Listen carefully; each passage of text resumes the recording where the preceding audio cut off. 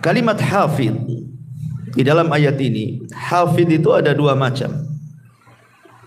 Ulama tafsir mengatakan pertama hifdhu ar-riayati wal himayah, dan yang kedua hifdzul muraqabati. Jadi maknanya in kullu nafsin lama 'alaiha hafid, bahwa setiap manusia, setiap jiwa itu Allah Subhanahu wa taala pastikan ada penjaganya. Yang pertama hifdzur riayah wal himayah. Artinya Allah Subhanahu wa taala menjaga kita dalam kondisi apapun dari hal-hal yang kita benci. Seperti umpamanya antum berjalan di jalan raya, harusnya antum ketabrak atau mungkin antum nabrak, tidak jadi ketabrak dan tidak jadi nabrak. Siapa yang menjaga? Allah. Atau antum kemudian harusnya berjalan di sebuah jalan samping parit, harusnya antum jatuh, ataupun antum jatuh betul-betul, tetapi terkadang tidak ada apa-apa, tidak ada luka, tidak ada apa-apa, Allah selamatkan. Siapa yang menjaga? Allah, kan itu. Antum tidur di teras, tidak ada juga binatang-binatang masuk ke lubang hidung, telinga dan begitu seterusnya. Siapa yang menjaga? Allah. Itu namanya hifdzur riayah wal himayah. Allah memberikan penjagaan kepada kita. Tetapi ada juga maknanya adalah hifdzu al-muraqabah. Ini yang paling penting kita bahas.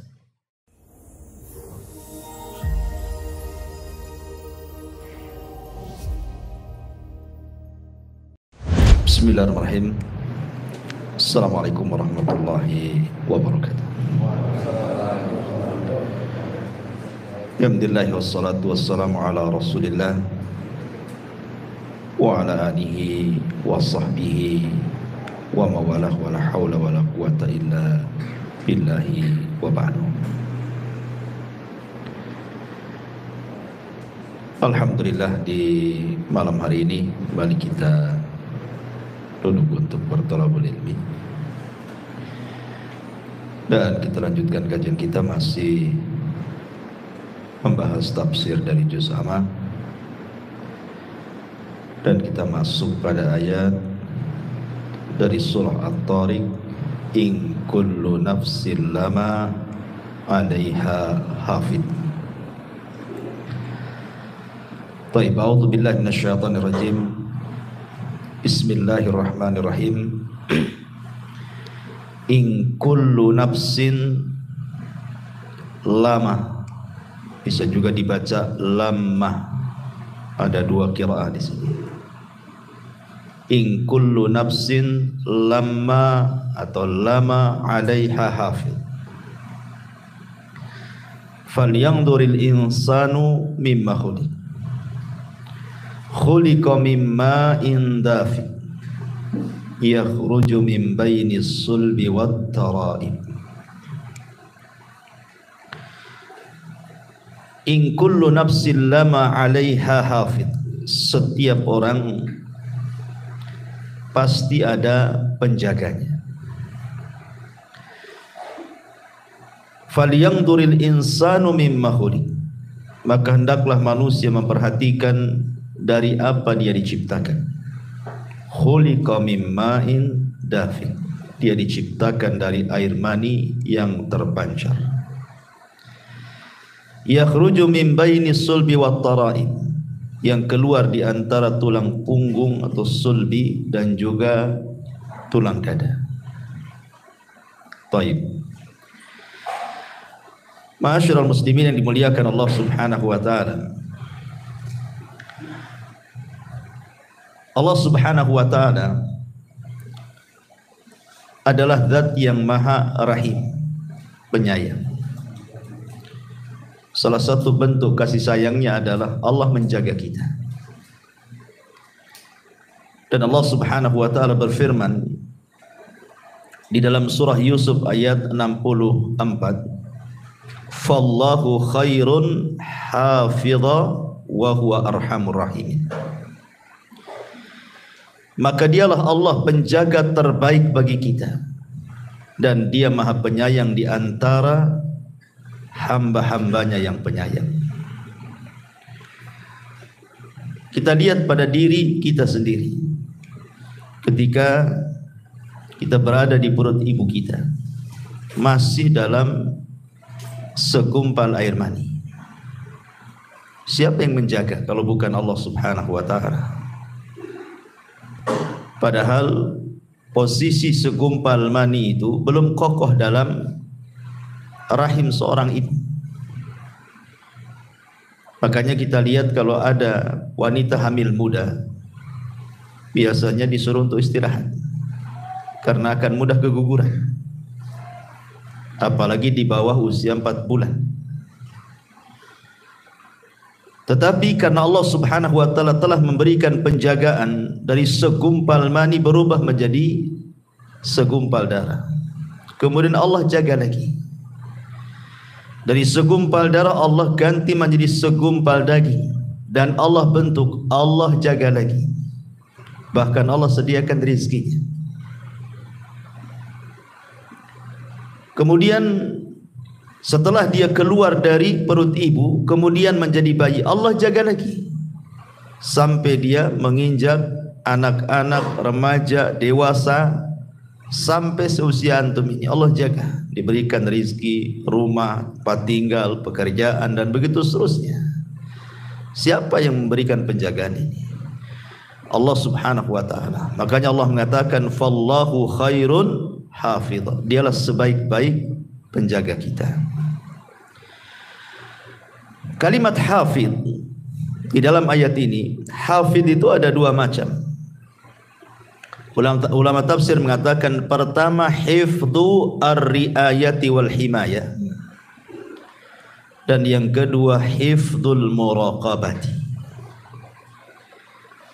Jadi maknanya, in kullu nafsin lama 'alaiha hafidh, bahwa setiap manusia, setiap jiwa itu Allah Subhanahu wa ta'ala pastikan ada penjaganya. Yang pertama hifdzur riayah wal himayah, artinya Allah Subhanahu wa ta'ala menjaga kita dalam kondisi apapun, dari hal-hal yang kita benci. Seperti umpamanya antum berjalan di jalan raya, harusnya antum ketabrak, atau mungkin antum nabrak, tidak jadi ketabrak dan tidak jadi nabrak. Siapa yang menjaga? Allah. Atau antum kemudian harusnya berjalan di sebuah jalan samping parit, harusnya antum jatuh, ataupun antum jatuh betul-betul, tetapi terkadang tidak ada apa-apa, tidak ada luka, tidak ada apa-apa, Allah selamatkan. Siapa yang menjaga? Allah. Antum tidur di teras, tidak ada juga binatang-binatang masuk ke lubang hidung, telinga, dan begitu seterusnya. Siapa yang menjaga? Allah. Itu namanya hifdzur riayah wal himayah. Allah memberikan penjagaan kepada kita. Tetapi ada juga maknanya adalah hifdzu al-muraqabah. Ini yang paling penting kita bahas. Hifdzu al-muraqabah. Sebelum saya jelaskan hifdzul muraqabah, yang pertama saya katakan hifdzur riayah wal himayah. Tadi dalilnya Allah Subhanahu wa ta'ala mengatakan lahu mu'aqibatun min baini yadayhi wa min khalfihi yahfaduna min amrillah. Bagi manusia ada malaikat-malaikat yang Allah tugaskan mengikutinya bergilir-gilir. Di mana? Di muka, di belakang. Mereka menjaganya bi amrillah, atas perintah Allah. Jadi Allah memerintahkan malaikat untuk menjaga setiap manusia, kiri, kanan, depan, belakang, atas, bawah. Allah jaga kita. Ini namanya sekali lagi adalah hifdzu ar-riayah wal himayah tadi. Adapun yang kedua hifdzul muraqabah. Maksudnya hifdzul muraqabah itu Allah Subhanahu wa ta'ala mengutus para malaikat-malaikat yang senantiasa muraqabah, memperhatikan kita, mencatat seluruh perkataan kita, mencatat seluruh perbuatan kita. Dan ini adalah isyarat firman Allah Subhanahu wa taala, wa inna 'alaikum lahafidin kiraman katibin. Allah Subhanahu wa taala mengatakan di dalam surah Al-Infitar, wa inna 'alaikum lahafidin, padahal sesungguhnya bagi kamu ada malaikat-malaikat yang senantiasa mengawasimu, kiraman katibin, yang mulia di sisi Allah dan yang senantiasa mencatat amal perbuatanmu. Imam Ahmad ibn Hanbal rahimahullahu ta'ala, ikhwan, saat dia sakit parah, dia merasakan kesakitan sehingga mengeluarkan suara menunjukkan rasa sakit dia. Kayak kita mungkin bahasa kita itu aduh gitu ya, saking sakitnya merasakan sakit sehingga mengeluarkan al-anin dalam bahasa Arab, dalam bahasa kitanya aduh gitu ya, saking sakitnya. Tapi dia tidak mengeluarkan kata-kata. Maksudnya kata-kata yang kita kenal, aduh sakit kali, enggak gitu, cuman kalimat aduh saja. Jadi ada muridnya di samping Imam Ahmad itu menasihati Imam Ahmad dan mengatakan, ya Imam, innal anina kaulun wal kaulu yuktab. Wahai Imam, sesungguhnya suara erungan orang sakit itu dianggap kata-kata, dan setiap kata-kata pasti dicatat.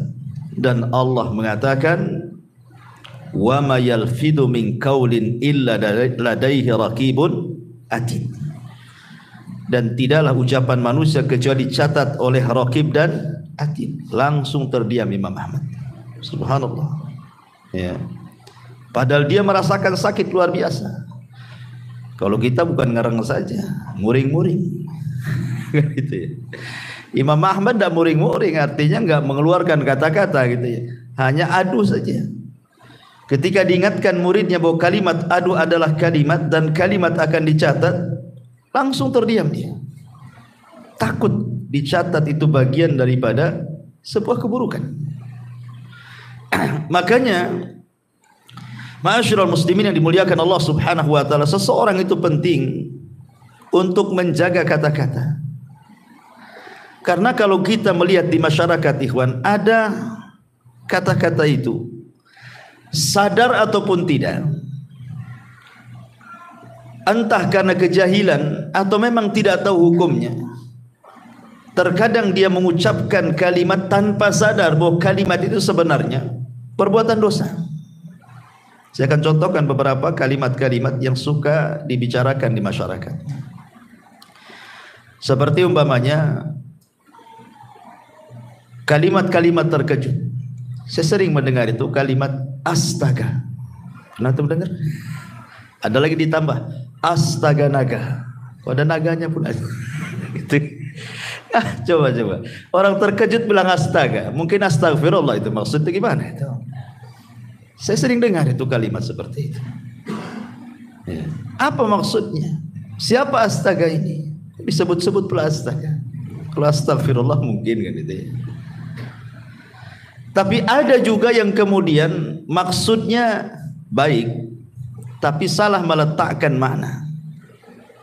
Contoh umpamanya kalimat subhanallah dengan masya Allah, ya kan? Subhanallah itu berarti maha suci Allah. Seharusnya diucapkan ketika melihat atau mendengar sebuah keburukan atau hal-hal yang tidak baik. Jadi kalau antum mendengar, melihat hal-hal yang buruk atau tidak baik, ucapkan subhanallah. Ya. Tapi kalau seandainya antum melihat sesuatu yang baik ataupun mendengar sesuatu yang indah, sesuatu yang enak didengar, maka kita akan masya Allah. Jangan pula ditukar kan itu. Masyarakat tukar-tukar ya. Kalau lihat yang baik subhanallah katanya. Bukan subhanallah, masya Allah. Mana dalilnya? Satu ketika Nabi SAW mendekati Abu Hurairah radhiyallahu an. Abu Hurairah ini lagi junub, ya, dan dia tidak mau ke majelis Nabi, malah menjauh pergi gitu. Jadi oleh Nabi SAW dipanggil, ada apa engkau wahai menjauh wahai Abu Hurairah? Kenapa engkau menjauh dariku? Kata Abu Hurairah. Kata Nabi SAW, kata Abu Hurairah, saya sedang junub wahai Rasul. Saya sedang junub wahai Rasul. Apa kata Rasul? Subhanallah, innal mu'min la yanjus. Wahai Abu Hurairah, subhanallah, maha suci Allah, seorang mukmin itu tidak najis. Kan Rasul melihat sesuatu yang tidak suka, Abu Hurairah pergi kan. Rasul mengatakan subhanallah, ya kan, artinya sesuatu yang kita tidak suka melihatnya atau mendengar sesuatu yang tidak suka, ucapan subhanallah. Tetapi kalau kita melihat sesuatu yang indah, pemandangan yang indah, antum lihat rumah antum yang indah, masuk kebun antum kok indah sekali, melihat kendaraan antum yang indah, maka Allah Subhanahu wa taala mengatakan dalam surah Al-Kahfi 39, walaula iddakhalta jannataka qulta ma syaa Allah la quwwata illa billah in tarani ana aqallu minka malan wa azzu nafara, malan wa walada wa azzu nafara. Dan mengapa ketika engkau memasuki kebunmu tidak mengucapkan masya Allah, la quwwata illa billah, sungguh atas kehendak Allah semua ini terwujud, ya. Tidak ada kekuatan kecuali atas pertolongan Allah, sekalipun engkau anggap harta dan keturunanmu lebih sedikit daripada diri, keturunanku lebih sedikit daripada diri. Ini kan juga salah letak juga kan itu. Tapi oke lah, mungkin karena tidak paham. Kadang orang tertukar-tukar nih antara subhanallah dengan masya Allah. Tapi yang lebih parah tadi ucapan astaga itu apa coba? Apa artinya astaga? Siapa yang tahu? Itu bahasa apa astaga itu? Apalagi ada naganya lagi, ya, astaga naga. Tak tahu lah ada naganya. Kalau ada naga-naga itu dah agama-agama gak jelas, ya. Mungkin nyembah naga. Tapi yang jelas bahwa kalimat-kalimat ini kan tidak boleh. Kalau memang kita terkejut, lihat terkejutnya. Kalau terkejutnya melihat sesuatu yang tidak suka, ucapkan subhanallah. Kalau terkejutnya melihat suka karena tiba-tiba ada uang banyak depan, masya Allah, alhamdulillah, kan gitu ya. Itu harusnya kalau terkejut-kejut, bukan astaga, kan masalah, ya. Atau umpamanya contoh yang lain, ya. Umpamanya kita melihat seseorang yang Allah berikan nikmat, entah pekerjaannya bagus, kemudian juga diberikan harta yang banyak, rumahnya bagus, kendaraannya bagus, kaya, ya, atau mungkin dapat jabatan, ya. Terkadang ada orang itu yang mungkin hasad sehingga terkeluar kalimat, orang kayak gitu kok bisa kaya itu. Orang kayak gitu kok bisa kaya itu. Dari mana dia itu? Hanya punya tuyul lah. Jadi kalimat orang kayak gitu kok bisa kaya, ya, nggak pantas, dan begitu seterusnya. Ini tidak bisa. Kalimat seperti itu tak boleh. Kenapa? Karena dalam hadis Abdullah ibn Mas'ud radhiyallahu an, Nabi SAW mengatakan, innallaha qasama akhlaqakum kama qasama arzaqakum. Allah Subhanahu wa taala sudah membagi akhlak kalian itu seperti membagi rizki kepada kalian. Kita kan tidak tahu urusan orang, entah dia punya pekerjaan, entah apa, kan kita tidak tahu, nggak ada urusan, dan kita juga tidak boleh ngurus orang. Makanya Al-Imam Ibnu Katsir rahimahullah taala ketika memberikan catatan kepada surah Asy-Syura ayat 27, walau basatallahu rizqa li ibadi la baghaw fil ardi walakin yunazzilu biqadari ma yasha innahu bi ibadihi khabirun basir. Kalau Allah subhanahu wa ta'ala membentangkan rizki pada hamba-hambanya, terkadang ada sebagian hamba itu melampaui batas di bumi. Tetapi Allah subhanahu wa ta'ala terkadang memberikan sesuai dengan kadar yang bisa dipikul hambanya sesuai dengan kehendaknya. Ada hadis kursi yang mengatakan, inna min ibadi, sesungguhnya di antara hamba-hambaku, laman la yasluhu illal ghani, memang dia tidak pantas kecuali jadi orang kaya. Walau afqartuhu la fasada, kalau seandainya aku miskinkan dia, rusak dia. Tetapi ada hamba-hambaku itu la yasluhu illal faqr, tidak layak kecuali dia memang harusnya jadi orang fakir aja, tidak bisa kaya dia. Kenapa? Lau agnaituhu, kalau seandainya aku berikan kekayaan, tentu dia akan rusak agamanya.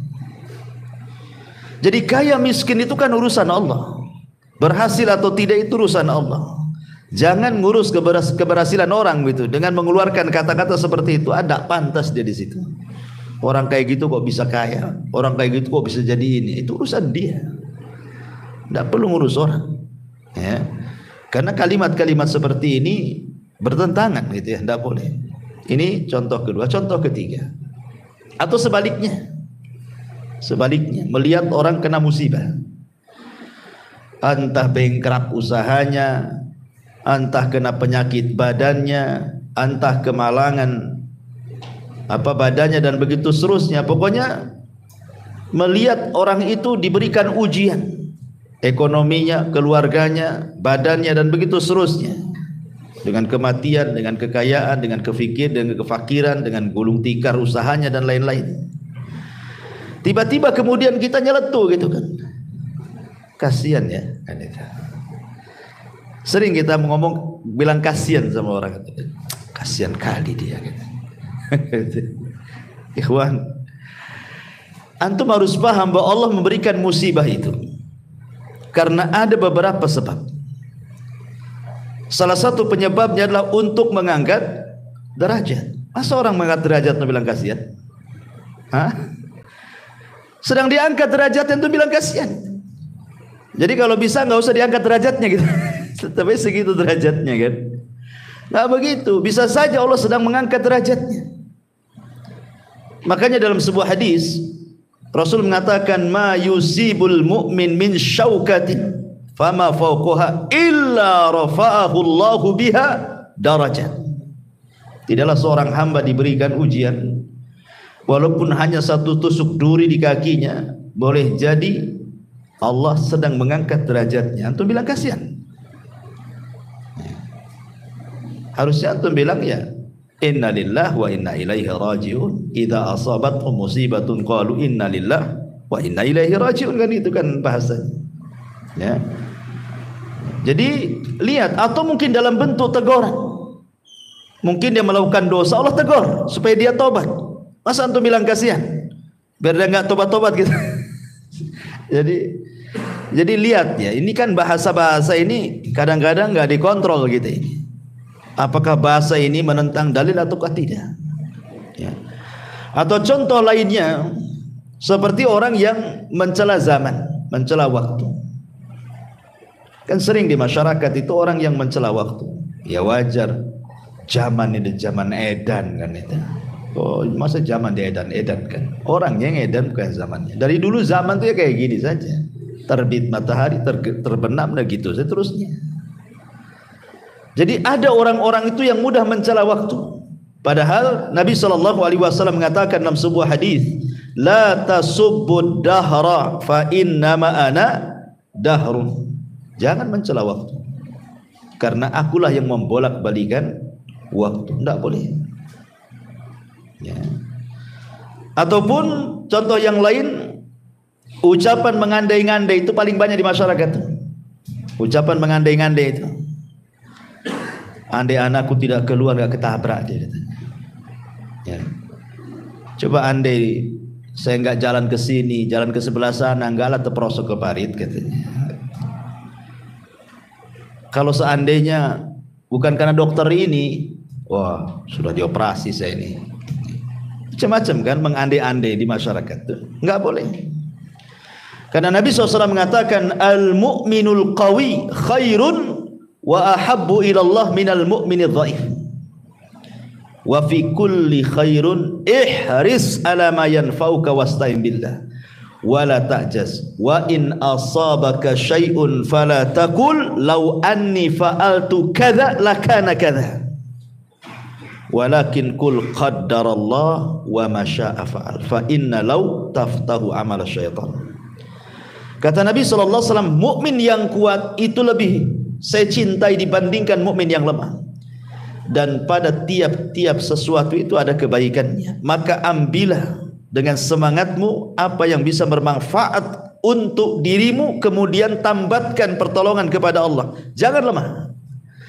Dan apabila musibah menimpamu, jangan mengatakan kalau seandainya aku tidak melakukan ini, tentu tidak terjadi itu. Karena kalimat seandainya, andai-andai itu adalah membuka pintu syaitan, kata Rasul. Tidak boleh andai gitu, andai gini. Ya, jadi kalimat andai-andai itu tidak benar. Tapi yang betul katakan qaddarallahu wa ma syaa fa'al. Ya, ini sudah takdirlah memang anak saya meninggal hari ini. Bukan karena hari ini keluar, seandainya tidak keluar sekalipun. Kalau memang hari itu sudah takdirnya, pasti dia mati di rumahnya. Memang sudah jadwalnya dia.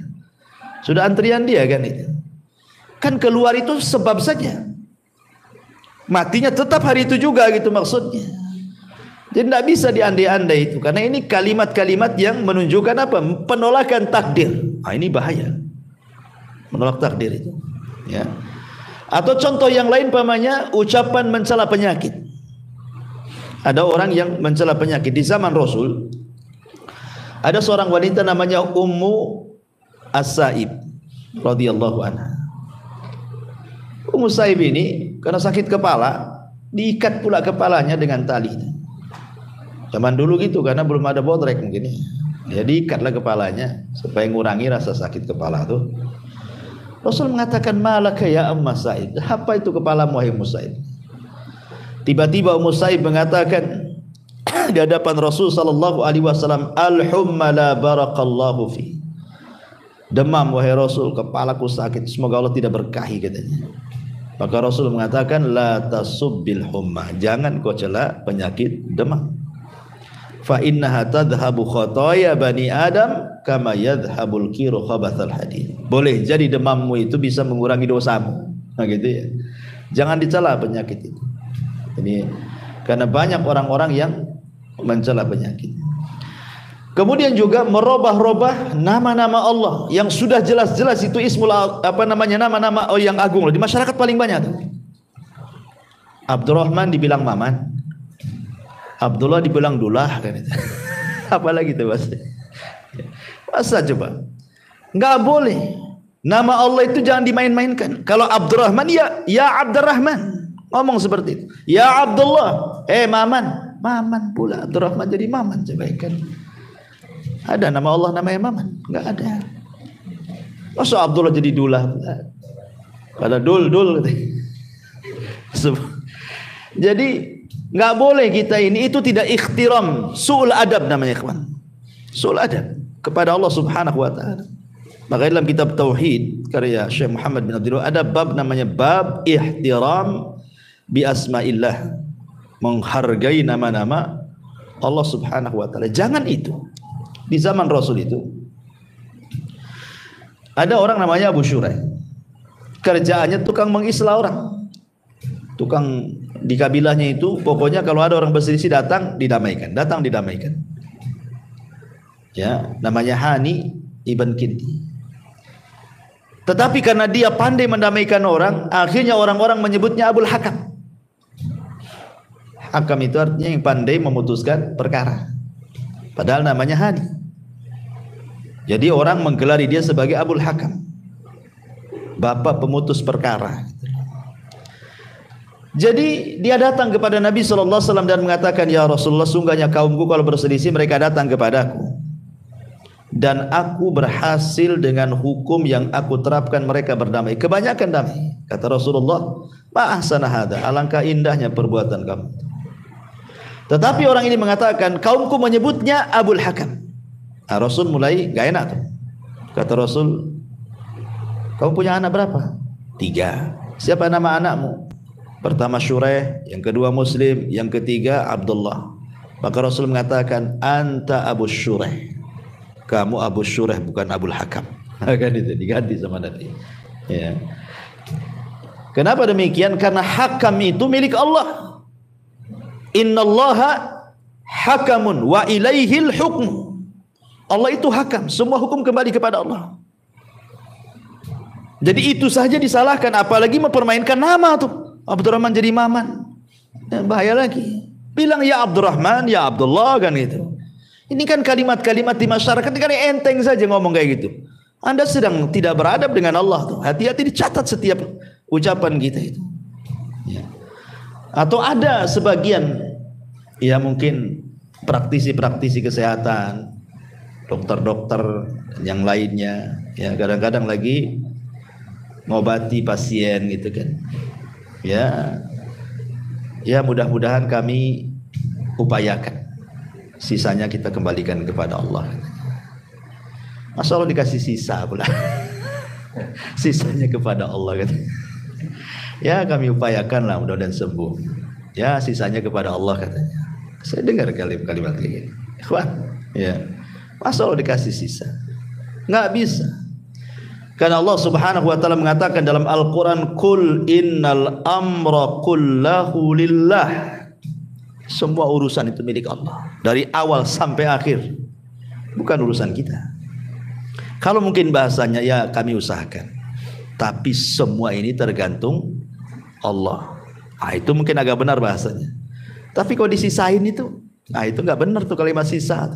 Sisanya saya kembalikan kepada Allah. Saya seolah-olah apa? Dia yang banyak, Allah yang sisa, kan itu ya. Ini kan su'ul adab juga ya, kan? Nggak boleh ngomong begitu. Dicatat tuh malaikat raqib atid. Ya.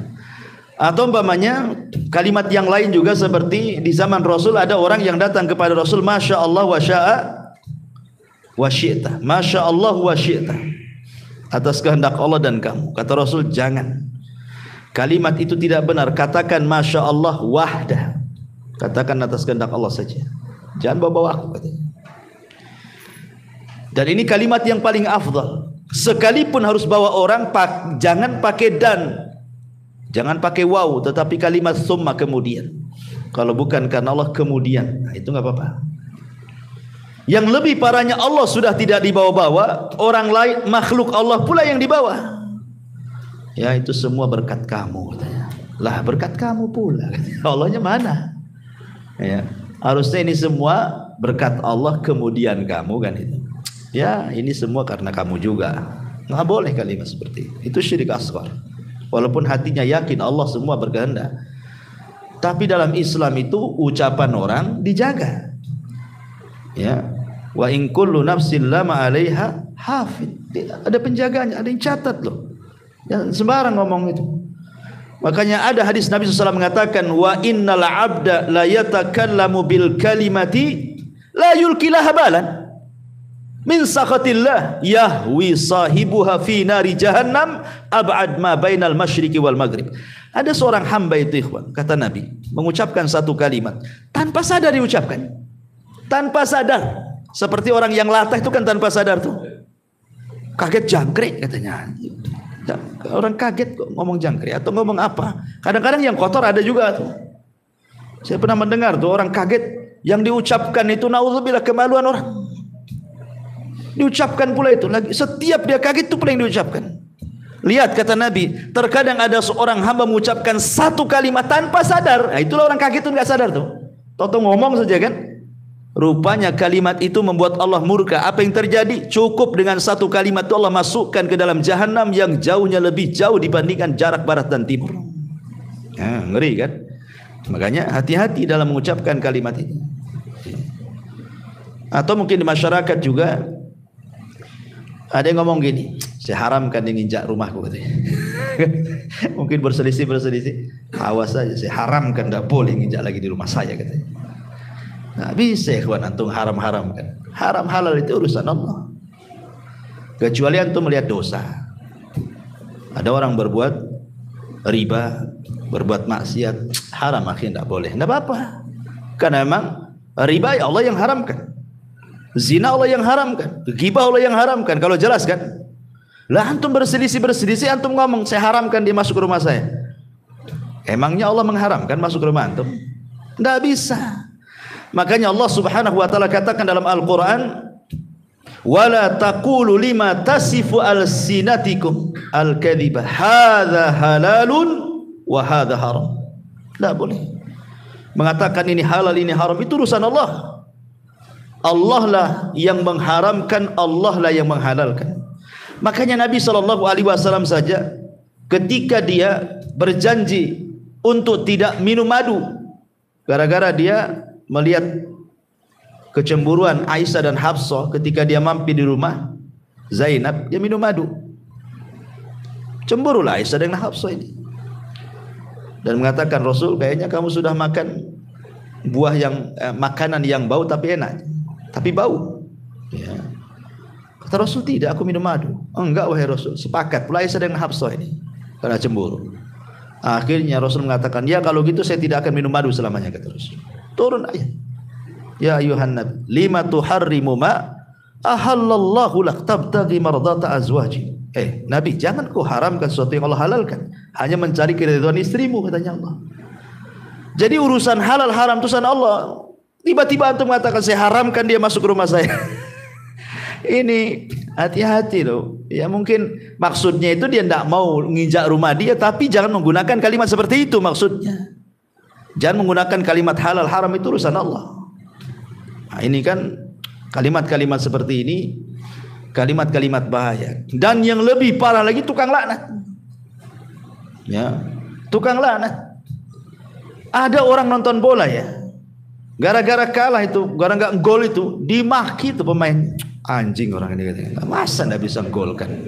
Lah kok orang, apa urusan antum dengan pemain bola? Kenapa dianjing-anjingkan orang itu? Seandainya antum yang main di situ mungkin lebih anjing lagi. Nggak bisa lagi antum. Mungkin gak dapat bola di lapangan itu. Antum bisa mencela, nengok YouTube lo bisa mencela. Oh goblok kamu. Orang lo digoblok-goblokin, nggak kenal pun tidak. Hanya gara-gara nonton aja, entah nonton apa digoblok-goblokin orang itu. Jadi ini kan tukang laknatnya. Hati-hati kan. Kadang-kadang mungkin dululah seandainya kita ini pernah jahiliyah suka mengucapkan kalimat bertobat, itu kalimat laknat. Nabi SAW sampai mengancam, la yakununa al-la'anuna syufa'a yaumal qiyamah wala syuhada yaumal qiyamah. Tukang laknat itu tidak akan dapat syafaat, bahkan tidak jadi saksi pada hari kiamat. Diancam dengan enggak dapat apa-apa loh ya. Makanya di sini Allah Subhanahu wa taala mengatakan bahwa di antara makna hafid adalah hifdzul muraqabah. Artinya Allah mengutus malaikat-malaikat itu yang menjaga kita dengan cara mencatat. Semua kata-kata kita dicatat. Tidak ada satupun kata-kata yang keluar kecuali dicatat. Sehingga ulama mengatakan kata-kata manusia itu ada 3. Ada yang terkandung dosa secara mutlak, ada yang terkandung pahala secara mutlak, ada yang tidak terkandung dosa dan juga pahala. Tiga-tiganya dicatat kata para ulama.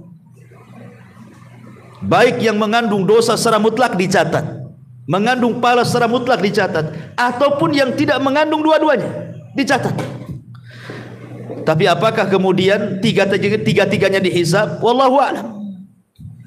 Ada yang mengatakan yang dihisab adalah yang kata-katanya mengandung pahala secara mutlak dan yang mengandung dosa secara mutlak. Yang tidak mengandung pahala dosa tidak dihisab. Ada yang mengatakan tiga-tiga dihisab. Naudzubillah. Jadi makanya dari sini penting seseorang itu untuk menjaga lisan. Makanya ulama mengatakan salah satu obat supaya kita bisa menjaga lisan itu, maksudnya untuk mengeluarkan kata-kata yang jelek akhirnya dicatat keburukan. Karena kata-kata itu apalagi dalam bentuk tulisan ikhwan, dan tulisan itu sudah menyebar, sulit untuk ditarik. Sulit. Ya. Kata-kata baik lisan ataupun tulisan kalau sudah menyebar, macam mana antum menariknya coba?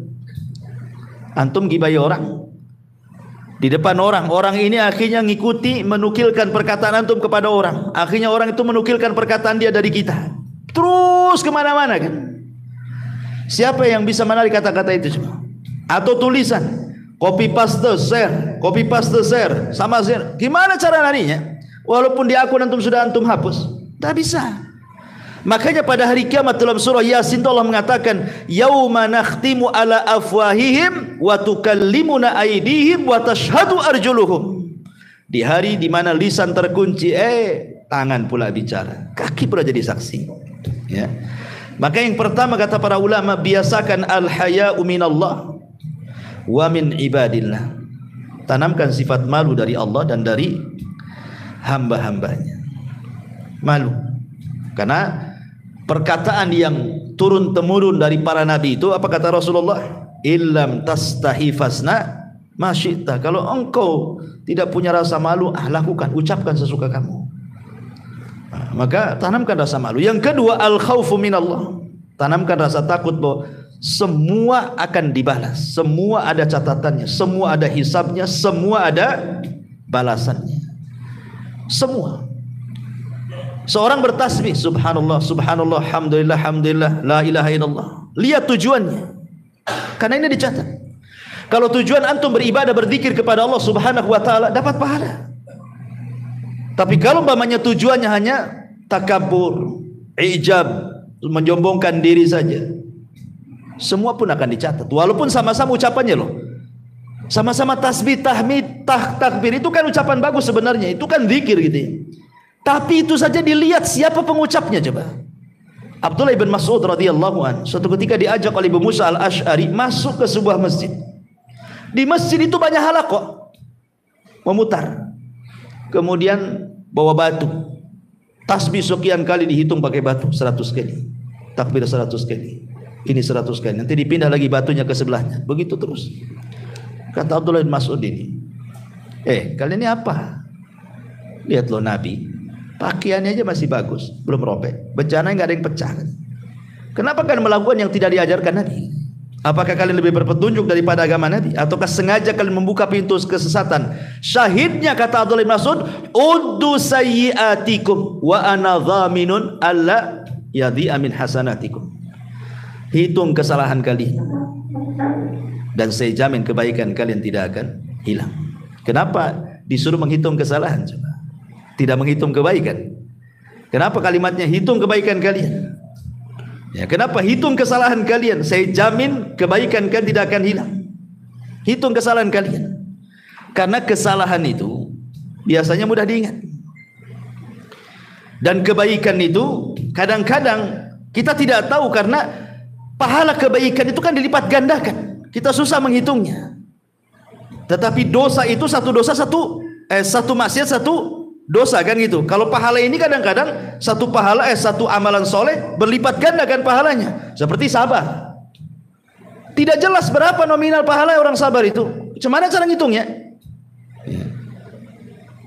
Tapi kalau perbuatan maksiat kan jelas tuh. Satu maksiat satu dosa kan gitu ya. Dan begitu seterusnya. Kecuali syirik menggugurkan semua amalan dia kan itu. Tapi lihat bagaimana di sini. Mereka kan zahirnya bagus kan, tasbih, tahlil, takbir, baca sekian kan. Sampai-sampai mereka juga mengatakan, ya Aba Abdurrahman, ma nuridu ilal khair. Wahai Aba Abdurrahman, kunyanya Abdullah bin Mas'ud, kami tidak menghendaki kecuali kebaikan loh di sini. Apa kata Abdullah bin Mas'ud? Kam min muridil khairi lan yusibah. Berapa banyak orang-orang yang menghendaki kebaikan gak dapat pahala katanya. Tidak semua sesuatu yang dianggap baik itu benar. Nah, jadi harus baik dan benar. Baik, ikhlas, benar, mencontoh Nabi, itu maksudnya begitu. Ya. Jadi tasbih itu tidak usah dihitung-hitung. Tasbih aja lah kan itu ya. Kecuali memang ada syariatnya, seperti setelah sholat kan ada hitungannya tuh. Sekian kali tasbih 33, takbir 33, tahmid 33, genapkan dengan la ilaha illallah wa la syarika lah kan. Atau umpamanya siapa yang membaca subhanallah bihamdi 100 kali dalam sehari semalam, maka akan dihapuskan dosanya walaupun seperti buih di lautan. Adalah perkara-perkara yang memang di sana disunahkan untuk dihitung kan gitu. Tapi kalau zikir mutlak, sudah antum zikir aja lah, enggak usah dihitung-hitung. Sebab kalau menghitung-hitung ibadah itu biasanya cenderung i'jab li nafsi, cenderung ingin membanggakan dirinya. Saya sudah sholat sekian kali, saya sudah puasa sekian kali, sudah haji, sudah sedekah sekian. Kalau orang menghitung itu cenderung seperti itu. Tapi kalau orang tidak menghitung, ya sudahlah, tidak tahu berapa lah saya tasbih itu berapa kali, nggak tahu saya. Mau bangga dengan apa kan itu? Karena Allah itu hanya melihat hati bukan bilangan. Allah itu hanya melihat hati bukan bilangan. Ya. Tetapi syahidnya di sini, walaupun ucapannya sama, tasbih, tahlil, takbir, dicatat juga kan? Tapi tidak satu catatan, lihat kepada niat kan? Kalau niatnya hanya untuk i'jab saja, membanggakan diri, lain catatannya. Kalau memang untuk ibadah betul-betul ikhlas mencontoh Nabi, lain pula catatannya. Kenapa? Karena Allah mengatakan wa man ya'mal mithqala dzarratin khairan yara wa man ya'mal mithqala dzarratin syarran yara. Lihat di situ, ada yang baik, ada yang jelek. Walaupun itu zahirnya nampak zikir, apalagi bukan daripada itu. Seperti yang contohkan tadi, ucapan-ucapan di masyarakat itu. Ya. Maka dari sini ma'asyiral muslimin yang dimuliakan Allah Azza wa Jalla, biasakan takut. Ya, yang kedua, langkah kedua al-khaufu minallah. Sehingga dengan rasa takut mendorong tidak sembarang mengucapkan sesuatu. Yang ketiga, sibukkan dengan perkara-perkara yang manfaat untuk akhirat. Supaya kita tidak mudah ngomong macam-macam. Sibukkan dengan perkara lain. Umpamanya ini satu ruangan nih, maaf ibu-ibu ya, kawan lagi gibah nih, kita mau keluar pula dari situ malas gitu ya, segan gak enak, ya sudah sibukkan aja zikir bu, biar orang itu gibah ibu zikir lah. Nah, kemudian yang keempat, isti'mal uslub al-kina yati badal at-tasrih bi alfadil badi'ati allati takhullu bil haya.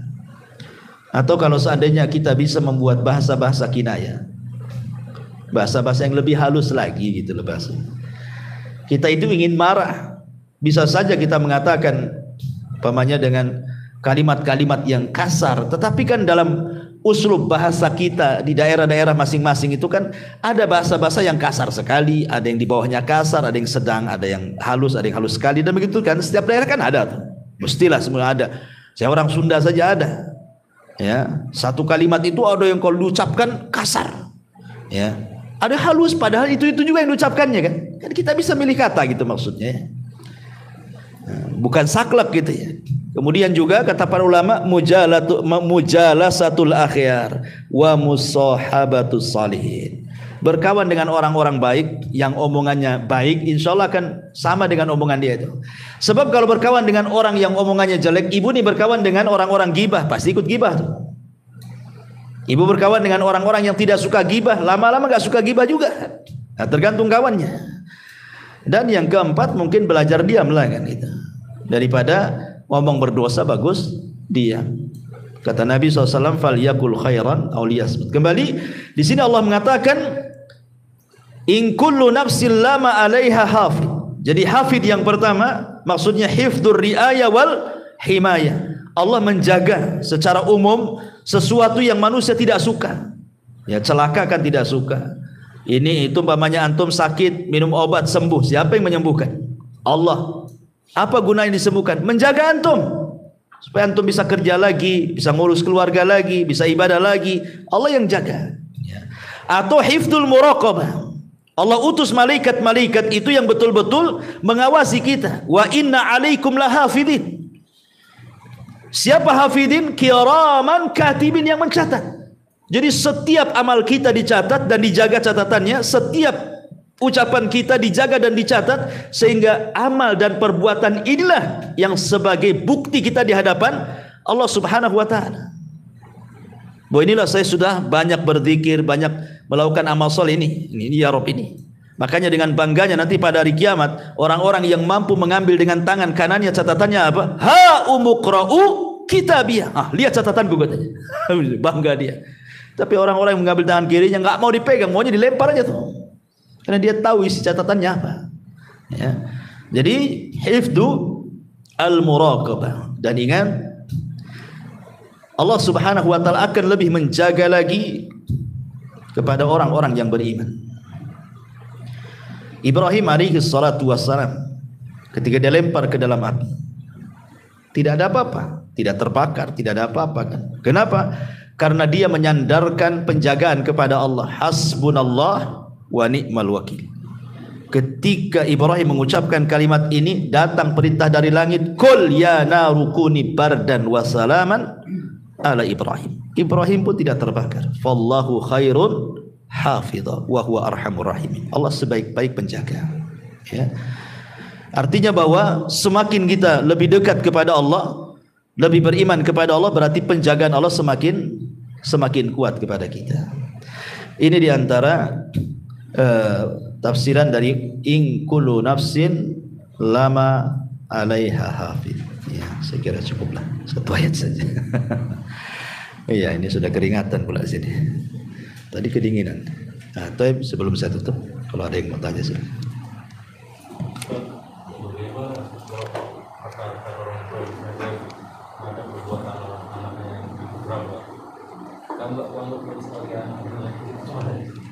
Nggak boleh, ya.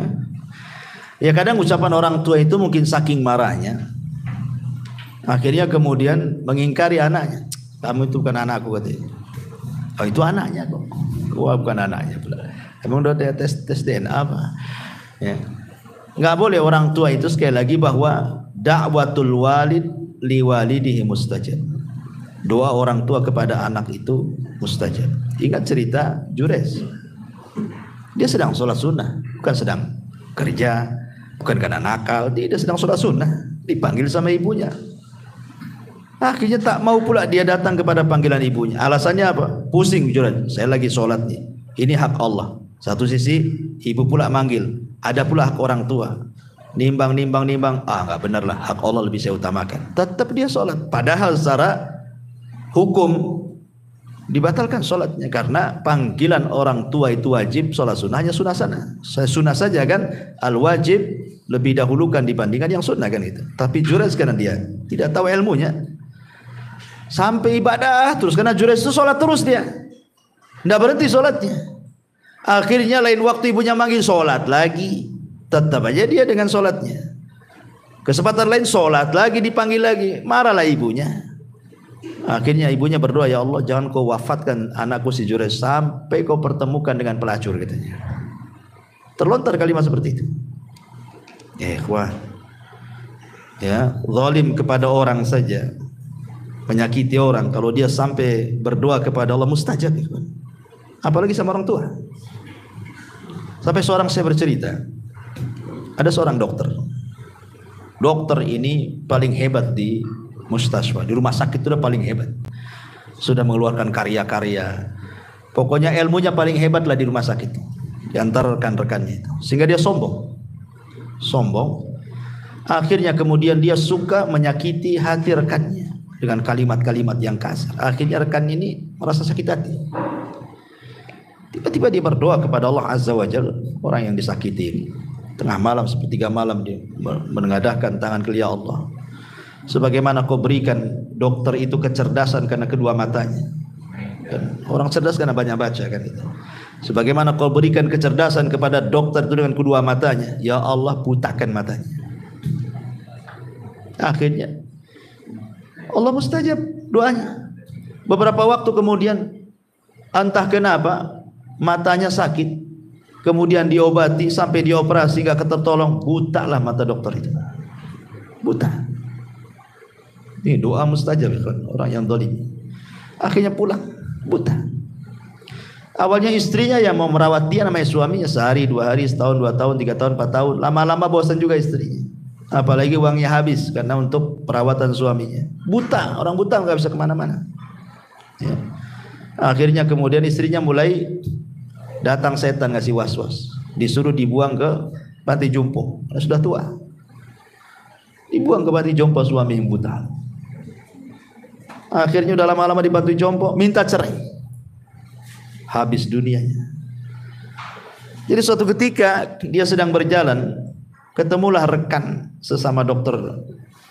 Zaman dulu dia masih di atas angin itu. Kemudian rekan dokternya mengatakan, wahai dok, kira-kira kalau seandainya Allah berikan sesuatu kepadamu, apa yang kau hayalkan? Kata dokter, demi Allah, seandainya aku tidak diberikan kecerdasan, tidak diberikan karya, jadi orang awam saja tidak apa-apa, tapi Allah berikan pandangan mata kepada aku. Hanya minta itu saja. Gak apa-apa aku bodoh kayak orang-orang awam, tidak perlu jadi dokter, jarang, gak apa-apa. Yang penting aku bisa melihat, katanya. Ya kan? Nah, apalagi ini Jurayj ini kan cerita orang tua ini. Orang tua disakiti, kawan. Ya betul-betul didatangkan pelacur akhirnya kan menggoda Jurayj. Sampai akhirnya pelacurnya berzina dengan penggembala, hamil, melahirkan, dituduh pula si Jurayj yang menghamili, digempur tempat ibadahnya, hampir dibunuh si Jurayj. Kalau bukan Allah menjaga Jurayj ini. Sebelum dibunuh dia mengatakan, kembalikan tuh si bayi-bayi yang kau tuduhkan tuh anakku, katanya. Cubit. Dicubit akhirnya. Man abuk, siapa bapakmu? Tiba-tiba ngomong pula bayi ini, bapak saya penggembala kambing. Coba kalau bayi-bayi hasil zina bisa bicara, ya kawan. Hati-hati tuh. Man abuk, katanya. Semua kena. Masyaallah muslimin yang dimuliakan Allah Azza wa Jalla. Jadi sebaiknya kalau kita sebagai orang tua, memang terkadang ada orang tua itu saking marah sekali kan gitu. Ya ini juga nasihat kepada saya, antum tuh siapapun gitu. Ya harus berusaha lah. Kadang-kadang kita juga, saya juga kadang-kadang kalau terlampau ini kadang nyesal juga kan itu. Ada loh, terpaksa ngomong nyesal juga setelahnya. Memang harus dibiasakan. Dibiasakan. Artinya kalau kita semarah apapun itu, kalau bisa orang tua itu tafaul saja. Tafaul itu maksudnya ucapkan kalimat baik, mudah-mudahan bisa membalik 180 derajat anak kita. Tafaul. Anak tuh nakalnya luar biasa. Secara logika susah dia sadar. Apalagi anak tanggung-tanggung tuh biasanya tuh nakal-nakal tuh. Anak SMP itu tanggung-tanggung tuh yang kurang ajar biasanya. Tafaul saja. Mudah-mudahan dengan tafaul itu Allah robah 180 derajat. Yang kita anggap mustahil anak kita bisa berubah, tapi Allah bisa memungkinkan. Betapa banyak kok anak-anak nakal berubah, akhirnya dia pula anak yang berbuat baik sama orang tuanya. Karena tafaul itu maksudnya kalau dia nakal, ucapkan kalimat doa. Seperti yang dilakukan ibunya Sudes, ya. Ketika Imam Sudes dulu mau nakal, disebutkan dalam biografinya. Daripada kau nakal Sudes, kau masuk ke haram, kau jadi imam di sana, katanya. Jadi imam. Ya. Jadi kalau antum nakal, jawab lu saja, gantikan Abu Mero di sana. Ya, masyaallah muslimin yang dimuliakan Allah Azza wa Jalla. Jadi sebaiknya jangan, apalagi sampai kemudian lebih daripada itu. Mati aja nak, katanya. Kalau kau tahu kayak gini, katanya, waktu bayi udah kecekik kamu itu, katanya. Biar mati ini. Nah, jadi kadang-kadang ada orang tua seperti itu. Ya itu kan kembali kepada kita sebenarnya. Kenakalan anak itu kan kembali kepada orang tua. Makanya kata Al-Imam Ibnul Qayyim rahimahullah ta'ala, dia mengatakan bahwa ifsadul abna, rusaknya anak-anak itu kebanyakan apa? Karena orang tua yang merusaknya. Bukan pesantren, bukan sekolah, bukan guru ngaji, bukan. Kebanyakan yang merusak anak-anak itu orang tua. Kata Imam Ibnul Qayyim. Sebab kalau orang tua dari awal dia mencari jodoh, cari yang solehah atau cari yang soleh kan gitu ya. Kemudian punya anak, tentu otomatis kalau dua orang tuanya soleh-solehah kan pasti akan didik dari kecil. Ya, sudah cari jodohnya aja salah. Ketika punya anak pula gak dididik dan begitu seterusnya, ya wajar lah. Ketika sama-sama sudah tobat, ibunya tobat, bapaknya hijrah, anaknya pengen hijrah, tergesa-gesa ke ibunya. Kadang-kadang disitulah diuji orang tua. Dulu ketika masih awam tak ada gini gitu. Karena hidupnya umum seperti masyarakat, yang ndak sholat, yang ndak puasa, yang ndak apa, kuliner sana sini gitu, senang-senang. Sekali ngaji hijrah dua-duanya pengenlah nari anak-anaknya juga. Iya, orang tua sudah dewasa, senang dia mikir. Istri diajak mau saja kan gitu. Sekali anak yang belum siap diajak, murka dia. Yang biasa main sana sini dilarang, jangan main, pulang. Ribut ya kan sama orang tuanya. Ya. Sampai saya itu macam-macam itu kasus di Jabal Uhud, anak-anak itu. Kadang-kadang kasihan orang tua, diuji betul sama anaknya.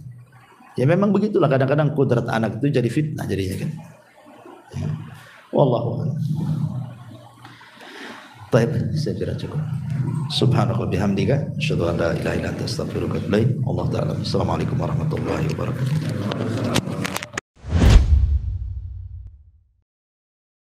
Intinya bahwa tolong berakhlak kepada Allah. Membahas tafsir dari surah Al-Imran.